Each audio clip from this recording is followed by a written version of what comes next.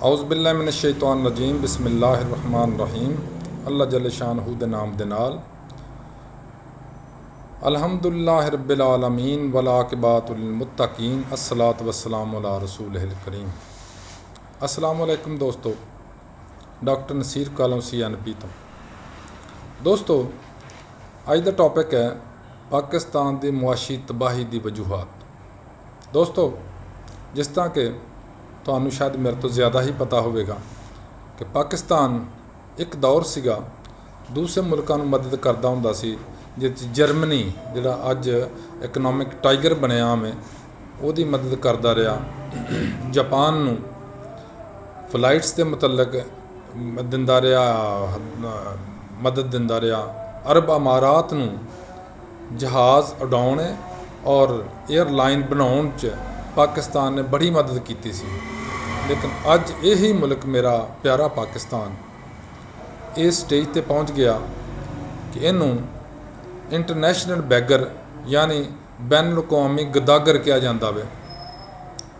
इसकी वजह की है, ये क्यों इस तरह होया, कौन इसका जिम्मेदार है, ये मैं कुछ बातां कुछ गल्लां इहदे ते जरूर करांगा, कुछ रोशनी जरूर पावांगा। लेकिन आखिरकार तुसी लोग बेहतरीन असैसर जे, बेहतरीन मुशाहदा बीन जे, तुसी बेहतरीन अंदाज इहदा असैस कर सकते हो कि कौन इसका जिम्मेदार सी या है। दोस्तों, पाकिस्तान की इकानमी की तबाही शुरू हुई है 1985 तो बाद। 1985 तक जनरल ज़ियाउल हक की हुकूमत 88 खत्म हुई, 88 शहीद होए ने, और उस तो पहले इकानमी की कंडीशन जिहड़ी सी 88 तक बहुत बेहतर सी पाकिस्तान की। पाकिस्तान च बड़े अच्छे अंदाज लोगों की रोज़गार भी चल रहे सन, महंगाई का दौर दौरा नहीं सी। लेकिन जिया साहब तो बाद साढ़े ते जिस वे हुकूमत नाजल होइयां, जमहूरी हुकूमत अल्लाह दे फजल नाल, उन्होंने जमहूरीयत का भी जनाजा कढ़िया तो इस कौम का भी जनाजा कढ़ दिता। हर बंदा कैंची हथ च पकड़ के जेबां कट्टण ते शुरू हो गया, मुल्क के खजाने में लुटना शुरू करता, और जो काबू आया, जिस तरह काबू आया, जदों काबू आया, जिथे काबू आया, वो लैके कोई दुबई चला गया, कोई बेल्जियम चला गया और कोई लंदन जा वड़िया। स्विस बैंकों का मसला भी तुसा सुनिया होएगा। स्विट्जरलैंड के बैंकों मेरे तो पैसा कोई नहीं, किसी मेरे तो इस बैंकों भी कोई नहीं गए, बाकी मुल्क बाहरले मुल्कों साढ़े कित्थों होने आ। असी बेसिकली जिहड़े मतवस्त तबका वा, असी तो हैंड टू माउथ हाँ, गुजारा मसा करने आ। लेकिन साढ़े तो उपर वाले जिहड़े अशराफिया ने, जिस सियासतदान ने, ब्यूरोक्रेट्स ने, ताजर ने, कारखानादार ने, बड़े बड़े वड्डे ऑफिसर्स ने, लुटमार उन्होंने करनी है। लुटमार वो करते हैं, ठेके ते मिलते हैं, कमीशन माफिया अपना कमीशन लैंदा और मुतलका फोरम के उत्ते दे के फिर अगे उन्होंने प्रोसैस चलते हैं। कोई ठेका नहीं दिता जाता जिन्ना चिर तक अपना कमीशन तय नहीं कर लिता जाता।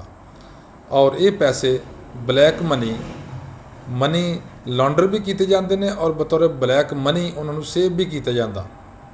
ये है साढ़े मुल्की लोगों का हाल।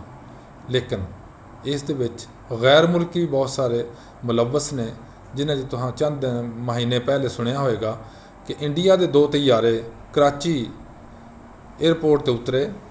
हालांकि उन्होंने कराची आने का कोई मतलब नहीं सी, कोई मकसद नहीं सी। बज़ाहिर सानू तो यही नज़र आता कि इंडिया नाल साढ़े ताल्लुकात बहुत कशीदा ने, और इंडिया ने जिथे ताल्लुकात है नहीं उत्थे तैयारे आने की वजह कोई नहीं।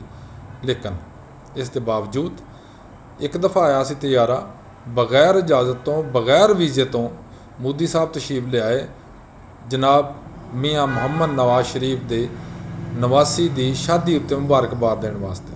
दूसरी दफ़ा यही तैयारे आए जदों इमरान खान साहब का दौर सी, तो ये आए सी आज़ाद कश्मीर च बमबारी करना। लेकिन उत्थे उन्हां दा जो हशर इमरान खान हुकूमत ने किया वो सारी दुनिया ने देखा।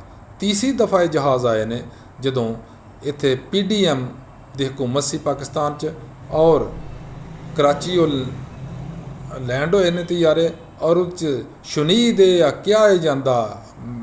फेसबुक ते भी काफ़ी इत्ते तस्करा हो रहा है, यूट्यूब ते भी तस्करा हो रहा कि वो बहुत सारे डॉलर्स दे पेटियां लोड कीतियां गईयां और वल्ला आलम वो किधर गई। ज़्यादातर लोग कहते हैं कि दुबई गई ने, लेकिन अल्लाह ही जानता वो किधर गई ने तो वो किन्ने खड़ियाँ ने। ये भी हुण अगे समझदार लोग खुद ही समझ जाणगे कि वो किधर गई होणगियां तो किन्ने खड़ियां होणगियां।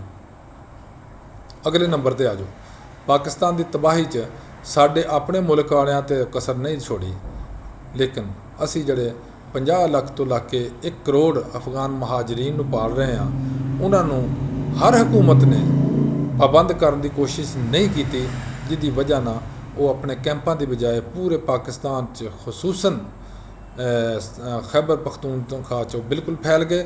और उन्होंने मुकामी जड़ी इकानमी सी या मुआशियात सी सारे ते कब्जा कर लिया। उनके बड़े बड़े बड़े फ्लैट्स ने, बड़े बड़े बड़े प्लाजे ने, बड़े बड़े बड़े शॉपिंग मॉल्स ने जिथे उन्होंने पाकिस्तानी मुलाजम रखे ने। और सब तो बदकिस्मती साड़ी ये आ कि उन्होंने साडे नादरा ने पासपोर्ट भी जारी किए और उन्होंने शनाख्ती कार्ड भी जारी किए।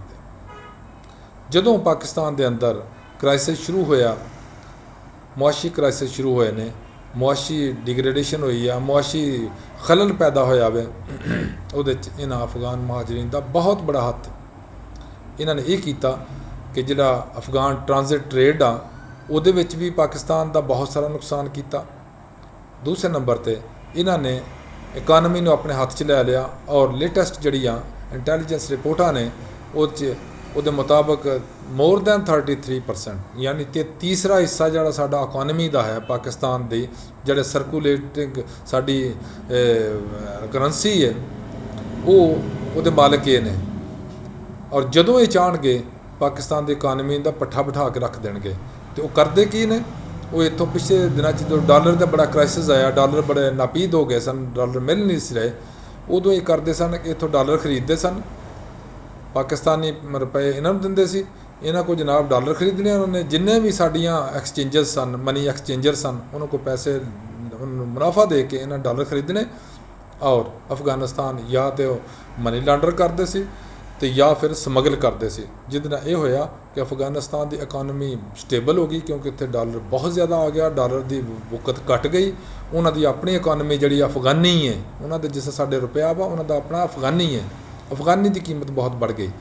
लेकिन पाकिस्तान ना की होया, पाकिस्तान ना जिहड़ा 180-85 रुपए ते डॉलर बैठा सी मार्च अप्रैल 2022 च, वो अल्लाह के फजलो करम ना, अल्लाह की मेहरबानियां ना ये 17 डाकुआं की हुकूमत जड़ी सी वो चुक के उन्होंने 350-350 रुपए ते लै गई, जिस मुल्क की इकानमी बर्बाद हुई, मुल्क की जो मुआशी हालात सी सारे तबाह होए।